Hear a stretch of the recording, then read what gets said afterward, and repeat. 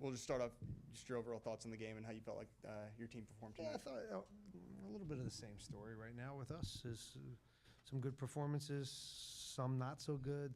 The moments we let ourselves down on the goals, just again poor, kind of a little bit naive in the moments, and we weren't killers in front of goal. We have two really good looks in the first half, breakaways that we gotta clean that stuff up and put it in the net and make our life a little bit easier and bring some energy to our team. And you miss those, and it's a little bit of a fragile group right now. So when you get scored on, you miss two chances. It's tough for this group to sometimes overcome. But I was proud that they did. They get the goal back, and they thought the second half was sharp. And then we give up a poor goal in transition as we're pushing for the win. But again, it was a group that doesn't necessarily play with each other as much, and mixing things up. So I take some blame for that, in that they're not always necessarily set up to succeed when you're trying to win a game, but you're also with an eye towards the future and the last 10 games, and that is where we're at now. So the message is, you put this tournament to bed.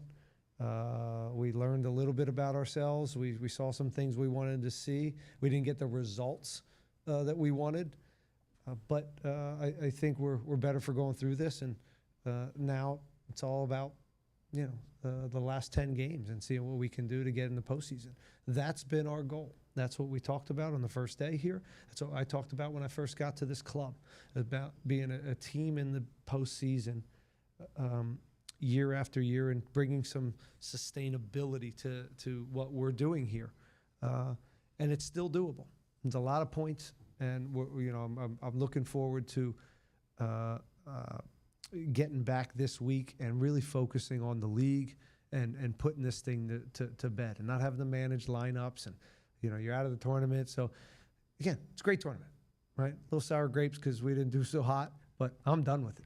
We're done with it. That locker room's done with it, and we are completely focused on the rest of the season. Okay, we'll start with some questions here in the room. Start off right in front of you in the middle. Ben, you talk about it, right? How you rotated, and it's shown you, right? Your players have shown you what they're capable of. How much does this help you determine your 11 for Saturday? Somewhat, Again, we against Tigres, we went all in with a group that we wanted to see together, potential starting lineup for this team, and we rotated, and then we end up rotating again a group. And sometimes those relationships aren't always fully formed when you do that, but you do find out about some individuals and what they're capable of at this level, and you find out what they're not made of too. So you find out both of these things. So it helps us. It helps us.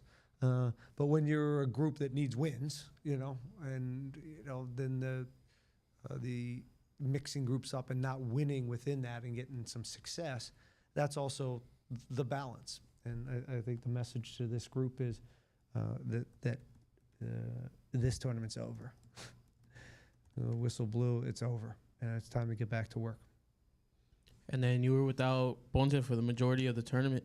What are you telling the guys? Who are you looking forward to step up to potentially the killer instinct? And Eric, right? So we'll be getting some guys back too that also are potential starters in this. So we'll those aren't excuses. That's just reality. And Ponce's looking good. We purposely rested him to make sure he's setting himself up for success over the last 10 games. So this is a luxury we have because we're out of this tournament. And it's also part of the reason why it's a little tougher to get results. Again, that's just honesty and reality. Okay, we'll go in the back row in the middle. Hi, Coach. So I know you said you were done with this. What experience do you take, from this tournament that will help you now focus into MLS action? Well, we saw a lot of different guys playing, and they are rhythm or just game minutes for players helps. If they're not getting minutes, for instance, Dan Steris comes back into the fold. It's a good 2 games to see where he's at, for the last 10 games to help us. T came in there, got some minutes and showed some life. So it's a lot of that stuff. And then you can tweak some things where you want to see a certain relationship and what does he look like, and in-game adjustments where, Linger started wide, and then we wanted to see what he looks like as the false nine. They're all snapshots of this. But the tricky part is doing that and still trying to win games, as I said. So that's why I put some of that on me of wanting to see things still at this stage in the game. And sometimes that ends up costing the team some results. And, I do feel, again, the message to the group is we show up at HSP tomorrow with a different energy, right? And if we're going to go down and we're not going to make the playoffs, let's go down swinging. Let's go with some bravado.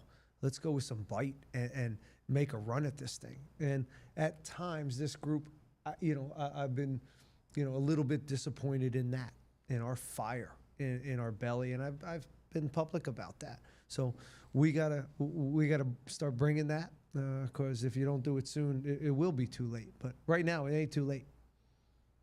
Okay, we'll go to Chris on the far right.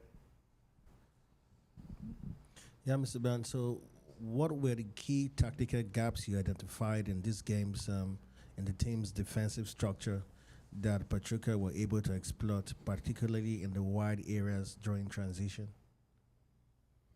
Well, I don't know. Yeah, I mean, I'm sure you're referring to, one, we're chasing the game, right? So this is a problem with us. We get scored on, and our instincts are to push the game. We got to go score a goal. That exposes you a little bit, and that's why I go back to, what you'll look at is the transition goal. But what I'm focused on, let's score the goal that we have in the first 15 minutes, and then the second one. And now we're 2-1, and now everything changes. And now we don't have to extend. They have to extend. And then maybe we can go 3-1 because they're exposed. So these moments change games. And when I know it, you hear coaches say it so many times, we weren't good in the moments. But it's true. We weren't good in some moments. And it seems to be costing us when we're not good, when we get, I'm throw Ethan under the bus, but he's got to do better on that sideline. That guy has to be cleaned up. That's a moment. That matters. And then we concede, but we have to also finish plays off. So what makes me optimistic is if we clean some of that stuff up, we're still a pretty good team. We're still creating a lot of chances. We still understand who we are. I just think at some point that can turn really quickly. And then we finish the chances and we make the plays, a defensive player or two that really matter. And seasons can change so quickly in that way. And that's also the message to the group. We go in Austin, good performance, and get something out of that. All is good, baby. Okay, any additional questions in here in the room? I'll go over to Victor real quick. We'll go to Victor, and then we'll come back over to the right, and then we'll wrap up.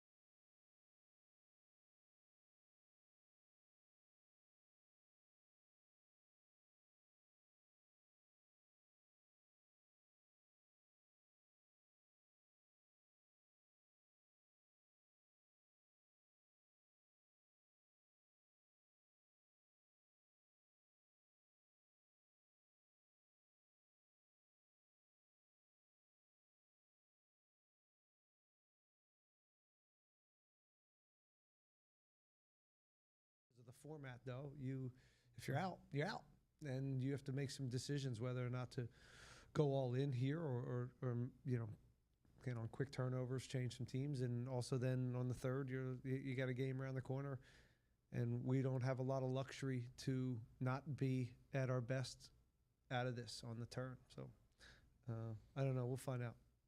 Okay, we'll wrap up over here on your far right, Coach. Coach, you mentioned how you lack the killer instinct in front of net. Do you think that's a problem that you see going forward? I think that was the case the entire tournament. and plenty of chances, right? And that, again, that's where the optimism comes. So they're there. We're creating stuff. We're getting looks. We're not getting a crazy amount, but we're, you certainly think that we'd have more goals in this tournament or even over the last 6 or 7 games. Yeah, that's an issue. The games, both Salt Lake games, you go down the line, other than Vancouver. So as we talk about giving up goals in transition, and of course, we also have to improve in being killers in front of that. But it's like any sport, you get 1 or 2 and you have one of those games where you break out, then things change. The net starts to look big. It's like in basketball, the basket starts to look bigger. It's similar in soccer. So hopefully we can remedy that against Austin. Coach, thank you very much for the time. Thanks. Good luck against Austin this Thank you. weekend.